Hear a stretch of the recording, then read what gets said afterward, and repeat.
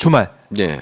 지난 토요일 또 어제 일요일 제주, 인천, 그다음에 대구, 경북, 강원 네. 여기까지 4개 지역에서 결과가 나왔습니다. 권리당원 투표 결과가 나왔더니 보니까 이재명 대표가 누적 득표율 91.7% 네. 압도적입니다. 예상하셨죠? 뭐 네, 이 정도의 반응. 권리당원들의 예상하셨고요. 반응. 예. 이재명 대표가 사실은 상당히 사법적 리스크를 안고서도 당을 잘 추스렸고요. 네. 그다음에 이제 민생이라든지 이런 때 신경을 많이 써서 검증이 된 후보이기 때문에 당연한 선택의 결과라고 보여져요. 네. 당연한 선택의 결과다. 네. 김두관, 김지수 후보가 뭐 있지만은 어쨌든 네. 나머지 지역에서도 이재명 대표가 뭐 계속해서 압승할 것 같다는 생각이 네. 드는 거고 네. 최고위원 결과는 또 어떻게 보고 계십니까? 정봉주 전 예. 의원이 1위로 앞서고 있어요. 예.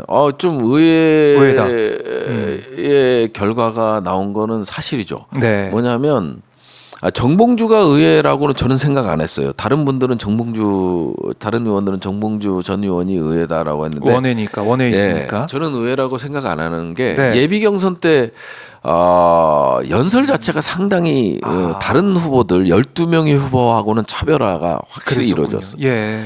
그러니까 윤석열 정권에 대한 심판, 그다음에 뭐 탄핵부터 시작해서 너무 선명성 있게 국민들이 바라는 거, 네. 우리 탄핵 청원에서 143만 명의 국민들이 국민들이 바라는 거, 민심이 뭔지 정확히 네. 꿰뚫고 그거에 대해서 국민들의 요구에 부응했다라는 점에서 상당히 이제 정봉주 전 의원이 돌풍을 이유가 있는 돌풍이다. 일으킬 거라고 보여졌고요. 네. 나머지 12분도 다 나름의 그 철학을 가지고 발표를 했습니다마는 예.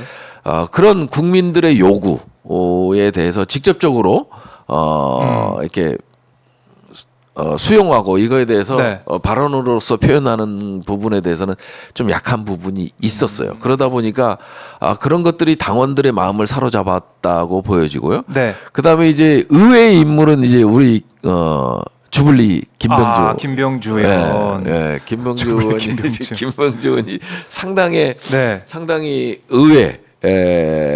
그러니까요. 의외성을 좀 띠고 있고요. 또 하나의 의외는 이제 뒤처지는 의회. 민영배. 민영배. 갈등이 좀 많았었죠. 네네. 갈등이 좀 많다 보니까 이제 광주시당 시당위원장 선거 과정에서 이제 갈등이 좀 표출된 부분이 있어서 거기가 이제 상당히 뒤로 처지는 그 갈등 속에서 뒤로 처지는 모습을 좀 보이고 있죠. 그렇네요. 네네. 아직 초반이기 때문에 특히 최고위원 선거는 엎치락뒤치락 할 거와 큰 차이가 없는 게 부분도 있기 때문에 그럼요. 더 봐야 될 것 같아요. 근데 결국 권리당원 투표이기 때문에 선명성을 보여주는.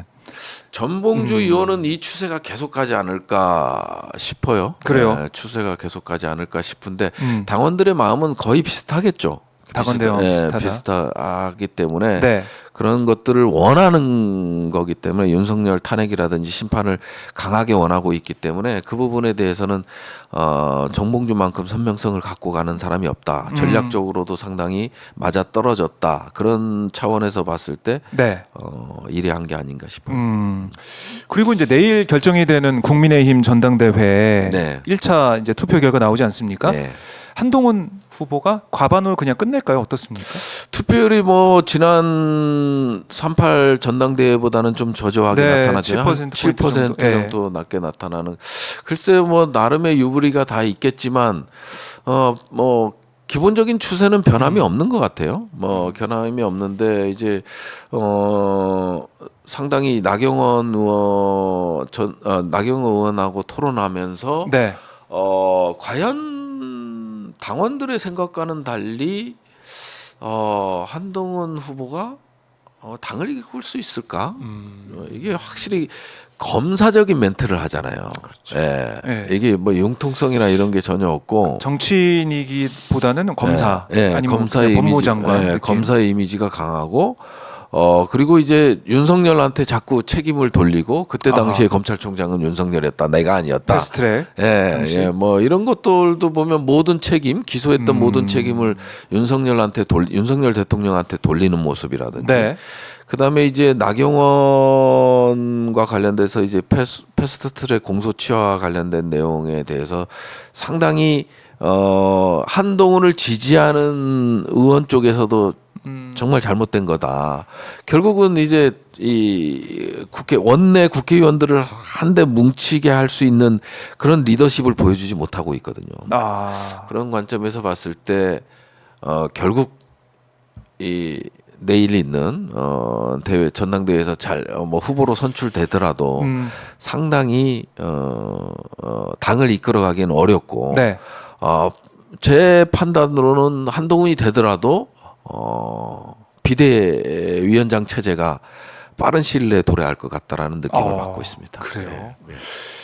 자, 그렇게 되면 뭐 그거는 한동훈 체제가 언제까지 유지될지는 모르겠지만은 뭐 누구는 김옥균 프로젝트 얘기도 일각에서 나오다 보니까 네.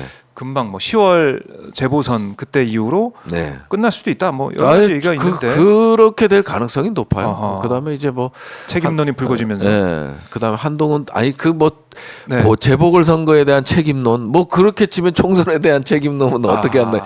그건 아니고요. 예. 실질적으로 많이 등을 돌리는 네.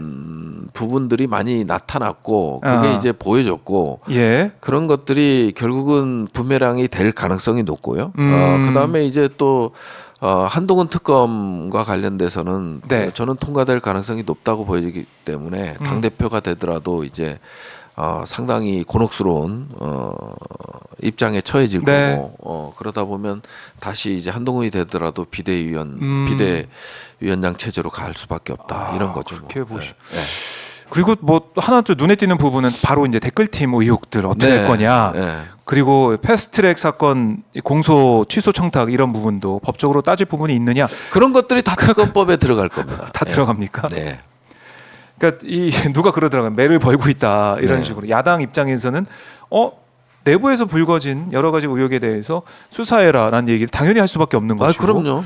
수사기관에서 어떻게 할까? 검찰에서는 반드시 해야 되는데 네. 뭐 이재명 대표의 반만 하더라도 이건 해야 되는 문제인데 뭐 지금 검찰에서는 안 하겠죠.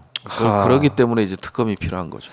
특검이 필요할 수밖에 없다라고 말씀하셨어요. 네. 네, 특검이 통과됐을 때 또 거부권 행사되면 국민들은 글쎄요, 좀 한동훈 힘이 빠지죠. 특검법이 통과되면 거부권을 행사할지 안 할지는 두고 볼 일이죠. 네. 안 할 수도 있다.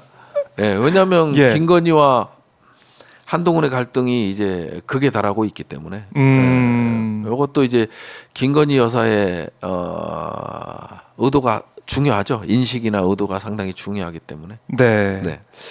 알겠습니다. 좀 봐야 될 것 같고요. 자, 군이 이틀째 대북 확성기 전면 가동을 하고 있다라는 소식도 들어오고 있습니다. 예. 자, 여기에 대해서 뭐 김여정의 입장이나 북한의 공식 입장은 또 나오지 않고 있는 것 아직 같은데 안 나왔어요. 예. 지금 방송 들어올 때까지는 입장이 나오지 않아서 아마 곧 나오지 않을까 싶습니다. 예. 근데 이게 또 국지적인 뭐 여러 가지 도발로 이루어지지 않을까라는 우려가 있어서 이 부분 저희가 계속 지켜보고 사안을 판단해 보겠습니다. 네.